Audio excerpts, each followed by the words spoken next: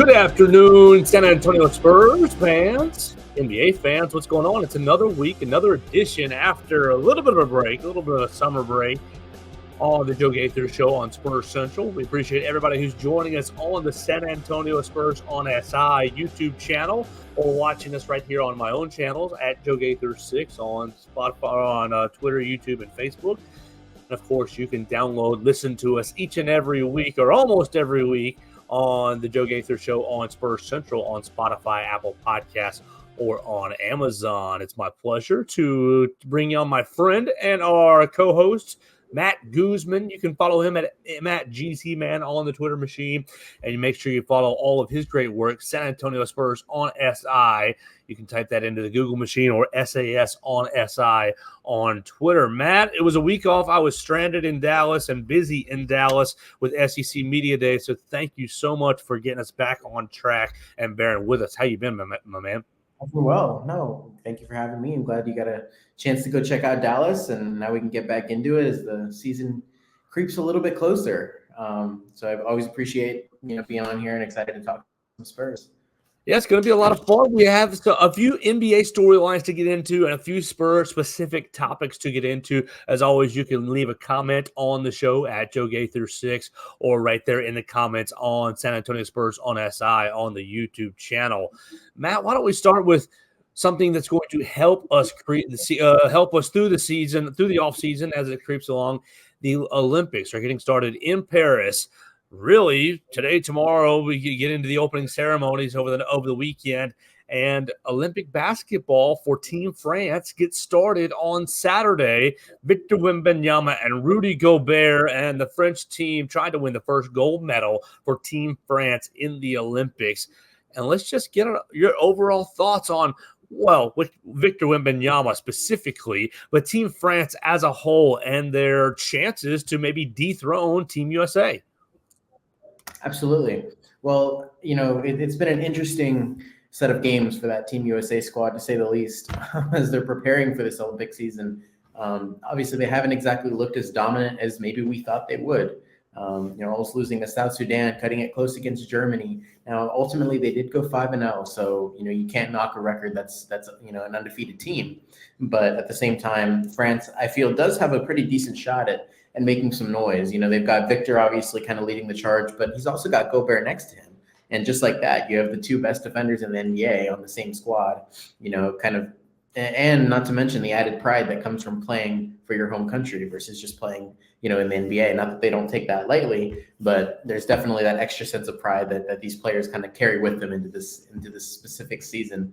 Yeah, you got Victor and Gobert, you have Evan Fournier, you have Bilal Coulibaly, who's still trying to make his way in the NBA to the Wizards. So it's a great squad they've got over there. I think they've lost a couple of games in their preparation, but at the same time, they've also shown great promise. And so the real games are going to start mattering here in a few days. So I'm just curious to see how they come out of the gate, because it won't be against USA, but they'll get their chance to kind of show their stuff.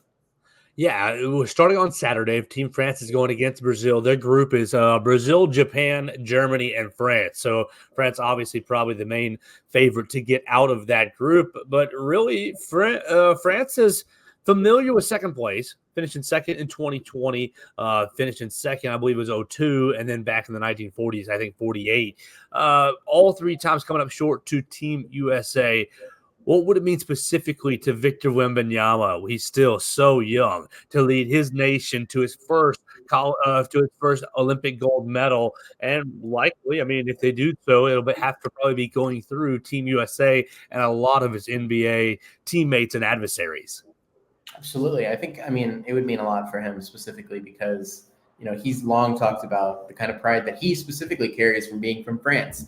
I did a piece earlier in the offseason just about how special it's going to be for him to get to go back to Paris for those two Paris games that the NBA is going to bring next season, next January. And so for him, it's not exactly the homecoming that January will be, because, he's not going to have, hey, all my American Spurs teammates come, look at what I've, where I came from and look at the things that I grew up doing, because everyone on that squad is obviously from France and very accustomed to the area. But I think for him specifically, I think he had a quote where he was even saying that something like that means more to him than anything else, because, not only is it a chance to play for a win, because getting a gold medal means you've won the tournament, but it's a chance for him to kind of give back to the community that I'm sure he feels raised him. And so I think for him, like, age doesn't matter for him. He's not looking at it as like, it's my first season, I can do it now. He's just like, anytime he gets on that court, he wants to win. And so for him to kind of get a chance to do that, I'm sure it's going to mean the world. All right, we're going to follow all of whatever Victor Wembanyama does on San Antonio Spurs on SI as their group stage opens on Saturday. You get a Saturday game, a Tuesday game, and next Friday to round out the group to try to get into knockout stages. You can follow that on San Antonio Spurs on SI with my friend Matt Guzman. You want to keep it rolling here and kick into a bigger NBA topic, one that's on the front page right now of San Antonio Spurs SI. The NBA leaving TNT, or so that's where it looks like it's leading right now. Choosing Amazon and choosing a big money deal with Amazon and leaving TNT in the dust. My boomer heart breaks because my cable, I'm just swapping to another app. I've got the Amazon app, but really, okay, we're going more into the streaming direction. Matt, what was your overall thoughts leaving TNT and basically becoming partners with the streaming giant? Right. I mean, as long as I can remember, that's been, the pinnacle of NBA coverage, has been watching that halftime show and the post-game show, that follows with the tweets and the jokes and running to the board, inside the NBA. Absolutely, it has its place at the top of NBA media. People love it, people adore it. And that group of four, that core four, has really kept it going for so long. So it definitely stings. It's like a piece of those memories, is kind of taken away. But at the same time, I think whenever the discussions were first started to be had, we kind of looked at it from a fiscal perspective. And, obviously the NBA is going to choose the option that yields them the most money, because not only does it get them more money, it allows these players to get bigger contracts. And all of a sudden more people are attracted to playing in the NBA. We've already seen that. $77 billion. $77 billion over 11 seasons. That's just wild to me. It's insane. No, it's incredible. I mean, and that figure is the reason that Victor is going to be one of the first players to sign a $500 million contract in a few years. It's the reason that Shai Gilgeous-Alexander might sign for a $400 million contract. Like, this money is only getting more expensive. So not only does it do that, but it also ensures that the salary cap over the next 11 seasons is going to increase by that 10% maximum every season. So, NBA money is only getting richer. So it makes sense why they went with the deal that made the most money. Now, the controversy, which is kind of what makes the decision so interesting, and I'm curious as your thoughts, it appears that TNT felt it deserved the right to match and was still rejected after doing so. But I think the details about what really happened are still kind of gray.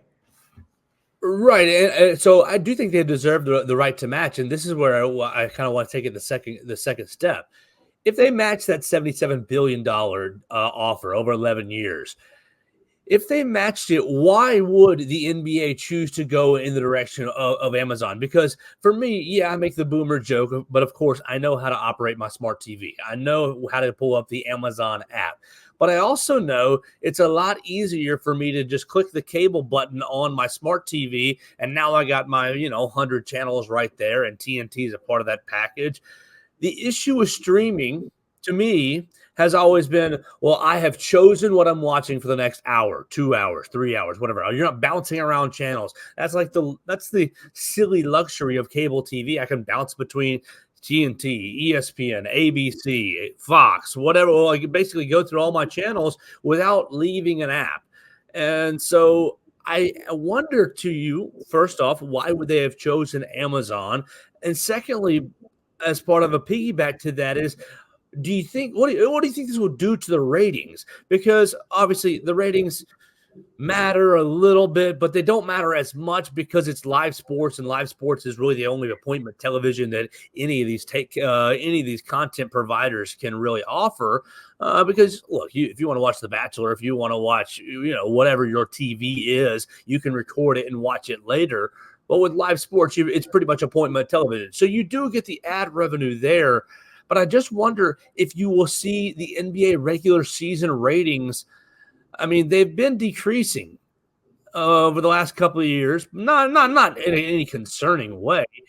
but I wonder if it will.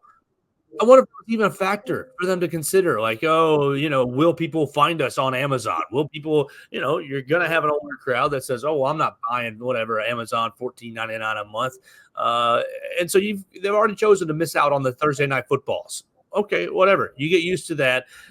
I just wonder how much sense it makes as far as league exposure. Obviously, that $77 billion is more is the bigger factor there. But if both networks, Amazon and TNT, were offering the same amount of money, what would be the advantage of going with Amazon, Matt? Yeah, that's a really interesting point because, like you said, there's always that convenience of not having to switch from here and there, and we're seeing that in the NFL too. I think The Athletic ran a piece a couple of months ago saying that it's now going to cost almost $100-$200 for the entire season to watch every game on Peacock and on Amazon and on NBC. Just all the streaming service. Even Netflix, I think, is getting a game this upcoming season, and so it's one of those things where it definitely would affect some viewers and some demographics' ability to watch those games or willingness to pay or to take the necessary steps to watch those games. And so, obviously the money is a factor. And so the thing that was most interesting to me is that we've got two sides telling a vastly different story. The NBA claims that TNT did not match the contract, so it was a no-brainer. We go with Amazon, who's giving us the most money, where TNT claims that they did match. And in that case, if that were the truth, then the NBA would have looked at TNT and said, we're still going with Amazon.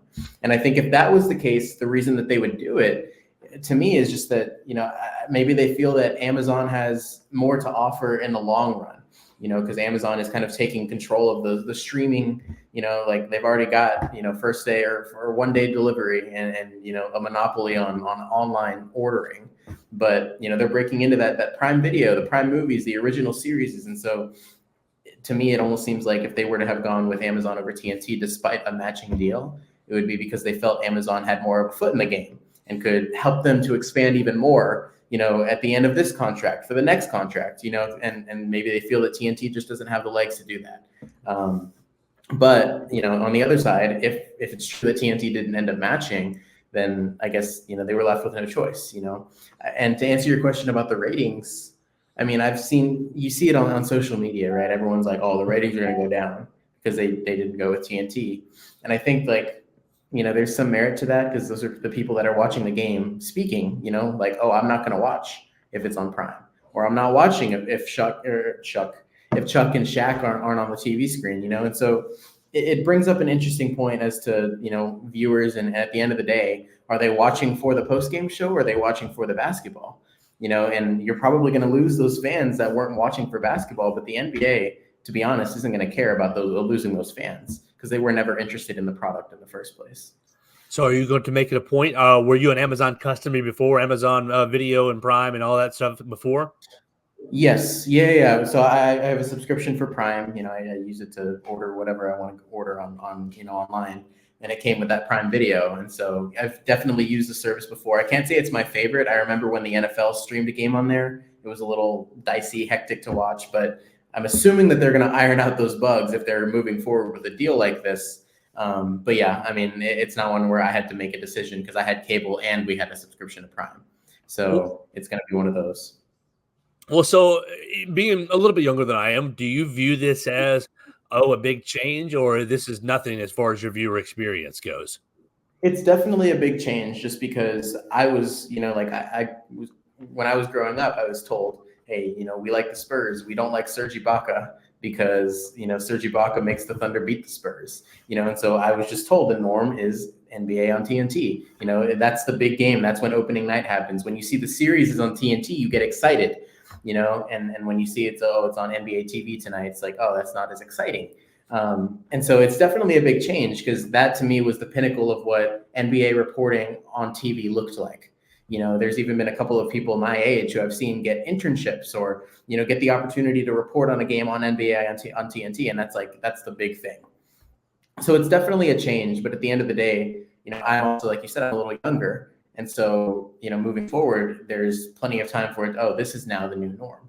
And I even saw that there's a report that ESPN is interested in hiring the crew from inside the NBA. Whether or not they'll take a deal like that, or if that's, if that has merit to it, is something to kind of monitor down the road. But, there is a sense of, at the end of the day, like, these guys have been doing it for forever, and there's going to be a turnover at one point or another. And unfortunately, it seems that it's already happening, but I don't necessarily think it's for the worse, because I think at the end of the day, that money is just going to keep the NBA afloat for them to do more things and for the next people to come and take their spotlight. I just think it's going to kind of be more of a rotating cycle, less than like a backstabbing. All right, we're hanging out with Matt Guzman. You check him out on the Twitter machine at MattGZMan. He's our lead writer for San Antonio Spurs on SI. You can follow them at SAS on SI. And we appreciate you guys checking out the show and the podcast, The Joe Gaither Show on Spurs Central, on YouTube, Facebook, and Twitter, and on Apple Podcasts, Amazon right there, on Spotify. Let's talk about one of your articles. Well, okay, we'll save that for last. Because we want people to go read this article before they get to the conversation. We're going to talk about Stephon Castle versus Chris Paul, who should start for the San Antonio Spurs at point guard. But before we go there, let's talk about the NBA offseason as a whole. We missed you last week, but there wasn't really a whole lot of news going on for San Antonio other than finishing up Summer League. So we basically got a pretty much – correct me if I'm wrong, but we're kind of at a point where, okay, the offseason is basically reached a calming point. We can kind of project ahead to see who the Spurs are going to be. And so I turned to ESPN just a little bit, and I find our friend Kevin Pelton, ESPN senior writer. He has graded everyone's offseason. And so, Matt Guzman, we don't care what Kevin Pelton has to say, even though we will reference it here or there. We care about what Matt Guzman has to say. How do you step 2 steps back and really grade everything that the San Antonio Spurs did this offseason? Obviously, drafting Stephon Castle. Okay, you trade away rights for the 8th pick. You draft a young man from Spain that's going to stay over there for another couple of years. Harrison Ingram comes in, trade for Harrison Barnes. You sign Chris Paul. The roster looks a little bit different going into this year. How do you grade everything that San Antonio has done this offseason? I think, it's a little bit of there seems to be a bit of a controversy regarding the Spurs offseason, because half of the fan base and most of these people are the ones who expected the Spurs to be in championship contention as soon as Victor Wembanyama touched the floor. They tend to be on the more, we want to be aggressive, and to them, getting who's Harrison Barnes, and Chris Paul, like, he's old. They like to think that the Spurs haven't done enough. Or they didn't go for Lauri Markkanen, so they don't want to win. They didn't sign Klay Thompson, so they don't want to win. The other half of it is kind of accepting and recognizing, hey, this is going to be more of a long push and less than less of an aggressive sprint. And with Victor, they know that they have, and he's still got 3 more seasons before he signs, inevitable rookie extension with San Antonio, and so, they know that they have Victor for the next few seasons, and he's still not at his full form. I mean, he said so himself at the end of last season. I think this offseason he's really put in work. He's gained some muscle on him, and he's really going to hit the floor. I think that he's going to be in prime contention for an All-NBA first team spot next season, because he's going to have his bearings from day one, as opposed to still getting adjusted and finding that consistency that he found in the latter half of the season. And so I think knowing that they have that, I really liked what the Spurs did this offseason, because they're not in that win now mode, because they have a 20-year-old player who turned 20 less than a year ago, and is going to be the future of your franchise. But that doesn't mean you have to force him to be the win now player, because he's not. He's incredible. He's done everything that he needs to do so far. But the Spurs' job is to kind of develop that further and give him pieces to help him do that. So signing Chris Paul is going to be huge for his development. He's going to get to play with a really experienced point guard. He's not getting paired with this point guard who's going to take him to the championship, but he's getting paired with the epitome of a point guard that can get you the ball in the spots that you need it to be. And so he's going to get better. Stephon Castle, who's a really good, I've liked what I've seen from him at Summer League. I think that was a great draft pick at number 4. He's going to get to benefit from Chris Paul, because he's going to learn how to be a true point guard as he's getting back into it himself. Harrison Barnes is just a veteran player with some good shooting that can pair with Harrison Ingram. Both of those guys can shoot, and Harrison Barnes can teach Harrison Ingram. So I think they brought in some new faces that are very young, which is the theme of their team. But they also brought in these veterans to round that out and be like, hey, we have young guys, but we also have these veterans that can help you learn and that can help us move forward, patiently. And so I really like that approach that they've taken. I think that everything they did was very methodical, even right down to trading the number 8 pick, which is a first round pick that they could use in a trade next offseason when the next batch of all-stars becomes available for trade or wants out. And so, there's a lot more that they have to do. They didn't need to make a huge splash this offseason. They just need to show that they are getting better. And I think that by default, they will, because Victor is going to really lead that charge even more so than he did last season. And so I personally really liked it. I'd give it, an A-. I'd give it an A even, because, they didn't make the big splash, but they didn't need to. They did exactly what they should have done, given their already, patient stance that they've kind of been preaching for a little bit while now. Well, a friend at ESPN, Kevin Pelton, agreed with you, giving the San Antonio Spurs an A-. His paragraph and a half. Savvy moves helped San Antonio upgrade for the 24/25 season, while continuing to stockpile draft picks for future pursuit of a star pair with Victor Wembanyama. Getting a 2031 pick swap with Barnes accomplished both goals, and the Spurs were able to use cap space to sign Chris Paul to a 1-year contract to fill a need at point guard. Long-term, San Antonio is sending the number 8 pick to Minnesota for a first-rounder. Those rights will be fascinating to watch. Those picks could be key to a trade, but might result in far weaker ones than they gave up. So let's talk about something that was hitting me as soon as you were talking about Chris Paul and really what he's going to give to this team. You said he's not going to be the point guard that leads you to an NBA championship this year, and I agree with you there. But you talked about his experience.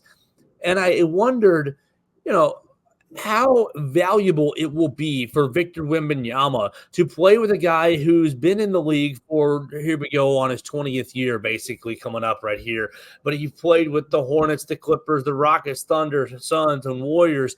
He played with a lot of different big men, throughout the DeAndre Jordan, Blake Griffin comes to mind with the Clippers. And then just really – You played with DeAndre Ayton over with the Suns.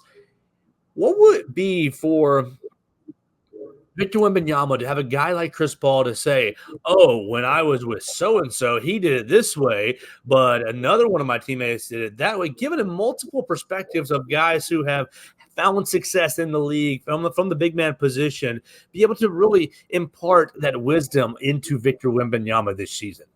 Absolutely. I mean, and like I mentioned, right, he's not the player that he used to be. At one point he was a swing player that could help you get to a championship. But, right now, and I think I talked about that in an article I did as well, was just him deciding to come to the San Antonio Spurs was a move that he didn't say it outright, but it implied it's okay that I don't win a championship this season. And if he's just going to continue on contracts like this with young teams, I don't know how many years he has left, but if he continues this way, then he's ultimately showing that he just wants to play basketball and he wants to do what he can to help a team, and he's kind of chased that ring for quite a while. Obviously he wants it, but he's recognized that, this is not the time I'm going to get it. This is the time that I get to play basketball and show other players my brand and my style. And I get to just have fun and enjoy my job. And so a player like that is everything that Victor Wembanyama needs. Because, this is not Chris Paul joining a team where he's beefing with Draymond Green, or, he's got past history with all these other veterans and they're trying to work things out on the side. He's never met Victor before until, now that he's, on the team, but he's seen what he can do. And so, like you said, he has that experience. He has everything that he has things to back up what he says when he tells them, hey, we're going to do things this way, or this is how it should be done, or this is what I've seen. This is why this would work. And Popovich said it himself. He said, Chris Paul can teach these guys the game better than even I can. And it's because Chris Paul has played the game. And obviously Popovich is a genius mind in basketball. He knows exactly what he's talking about. But Chris Paul has the experience and the on-field, or on court, I should say, like that hands-on time with other players, with other stars of, multiple varying backgrounds. And so, if nothing else, Chris Paul can say, I think this is going to work, and no player is going to question him because they know exactly who he's played with and what he's done and how good, and they know the name that he's made for himself as a point guard. And so that's going to be huge for Victor. to learn from a player that's really there just to do exactly that. He's got no other motive but to play and try and win games. And so he's going to do everything he can to make his teammates around him better. All right, let's finish up with an article from your counterpart, Chase Gems, on San Antonio Spurs on SI. He writes, who should the Spurs starting point guard be on opening day? Building off our Chris Paul conversation, should the Spurs go with veteran Chris Paul, or should they just throw the rookie's feet in the fire and say, you're learning on the job? Matt Guzman, we read Chase Gems' piece, and we encourage everyone else to read his piece, but what say you? Who should be the starting point guard on opening day for the San Antonio Spurs? Yeah, I think that, I think Chase put it nicely. There are cases to be made for both. And I think ultimately the reason the Spurs drafted Stephon Castle is because they saw what he could do in high school as a point guard. They saw that he can also be a versatile guard. He doesn't need to have the ball in his hands to contribute, because that's what he did at UConn. That wasn't his role. They want to shift him back into that mindset of being a point guard and a playmaker and a facilitator, because ultimately they think that he and Victor can make a really good pairing. And so the reason they got him is because they want him to fill that role eventually. And right now, the biggest thing for him to do is to learn from Chris Paul and to learn how to be a point guard, to learn the Spurs' system. And there's no better way to do that than with a player who's been around the league for as long as he has, under a coach who's coached for as many years as he has. And so I think that Stephon Castle will be the starter for the Spurs, but not on opening night, because, this time right now is just to learn and see how it's done. So Chris Paul's going to go out there, or I believe he should go out there and say, hey, here's what it looks like. Here's what a quality start in the NBA looks like. Here's how you should be approaching, different defenses. Here's how you should be approaching fast breaks with Victor. This is what it looks like. Now you go try. And eventually, as the season progresses and these Spurs get better and they gel and Stephon Castle gets a little more comfortable, the way that Victor had to last season, they'll be able to give him the nod and say, all right, you've learned enough. You've shown exactly, we like what we've seen from you behind the scenes. Go prove that you can be a starter. And as that season kind of wraps up, that's going to be his role. And Chris Paul will come off the bench and still do his thing and facilitate and give the Spurs those boosts. Because if they are competing for a play-in spot, like they hope to be this season, then, they are going to need veteran guys that can kind of hold down the fort in crunch time. And so, he's still going to be a very big impact player. But I think Stephon Castle will eventually become the starter, just not right away. We'll start Stephon Castle on Christmas Day, and they're on for the rest of the year. I think that's an appropriate goal. Get him ready by Christmas, right? That's a couple of weeks. It's a couple of weeks to watch Chris Paul, and then sit Chris Paul on the bench and let Chris Paul kind of lead that second unit in the second half of the year. Yeah, absolutely. It's a plan that seems to work on paper. So the only hope is that it would translate to the actual game. All right, we're going to get out of here, but we want to encourage you guys to read Matt Guzman's piece about Blake Wesley, talking about the way that he inspired other young players. I was in their shoes, inspired by his idol. Blake Wesley strives to give back to young athletes. Matt Guzman wrote it and dropped it a couple of days ago on the San Antonio Spurs on SI, and we appreciate all of Matt's great work. Make sure you follow Matt at MattGZMan on the Twitter machine, and follow San Antonio Spurs on SI at SAS on SI on the Twitter machine. Matt, we'll catch up with you next week, man. Sounds great. Thank you so much for having me. I appreciate it. Yes, sir. Thanks for your help. Absolutely. That's Matt Guzman making us all a bit smarter on the Joe Gaither Show on Spurs Central. And that's going to get us out of here for the day. We'll get back on track after a couple crazy days doing some other work. We will continue to give you weekly episodes of the Joe Gaither Show on Spurs Central. You can follow it on the San Antonio Spurs on SI YouTube channel, or right here on all of my social media machines at Joe Gaither 6 as well. Check us out, San Antonio Spurs on SI.